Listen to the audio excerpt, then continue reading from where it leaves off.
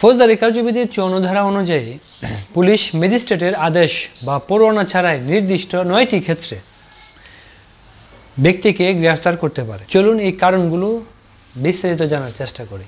আমলযোগ্য অপরাধ করলে, যদি কোনো ব্যক্তি এমন একটি অপরাধ করেন যা আইনের অধীনে আমলযোগ্য হিসেবে গণ্য হয়, পুলিশ তাকে বিনা পরোয়ানায় গ্রেফতার করতে পারে। ঘর ভাঙার সরঞ্জাম বহন করলে, যদি কোনো ব্যক্তির কাছে আইনসঙ্গত কারণ ছাড়াই ঘর ভাঙার সরঞ্জাম পাওয়া যায়, তাকে পুলিশ বিনা পরোয়ানায় গ্রেফতার করতে পারে। সরকার কর্তৃক ঘোষিত অপরাধী, যদি সরকার কোনো ব্যক্তিকে অপরাধী হিসেবে ঘোষণা করে, তবে পুলিশ তাকে বিনা পরোয়ানায় গ্রেফতার করতে পারে। চোরাই মাল পাওয়া গেলে, যদি কোনো ব্যক্তির কাছে চুরি করা মাল পাওয়া যায়, পুলিশ তাকে বিনা পরোয়ানায় গ্রেফতার করতে পারে। পুলিশের কাজে বাধা প্রদান করলে, যদি কেউ পুলিশের দায়িত্ব পালনে বাধা সৃষ্টি করেন, তবে পুলিশ তাকে বিনা পরোয়ানায় গ্রেফতার করতে পারে। সশস্ত্র বাহিনী থেকে পলায়ন করলে, যদি কোনো ব্যক্তি সশস্ত্র বাহিনী থেকে পলায়ন করেন, তবে পুলিশ তাকে বিনা পরোয়ানায় গ্রেফতার করতে পারে।